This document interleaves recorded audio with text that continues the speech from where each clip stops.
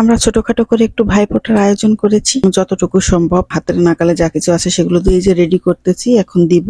আর যেরকম ভাই সেরকম বোন, দেখেন দুষ্টমির কোনো অন্ত নাই, বাট আমরা খুবই মজা করেছি। দেখেন কি কি হইতেছে, বাকিটা ইতিহাস। ফোঁটা জমের দুয়ারে পল্ল কাটা, যমুনা দেয় জমকে ফোঁটা, আমি দিই আমার ভাইকে ফোঁটা। Okay, ready? Never mind. What do they?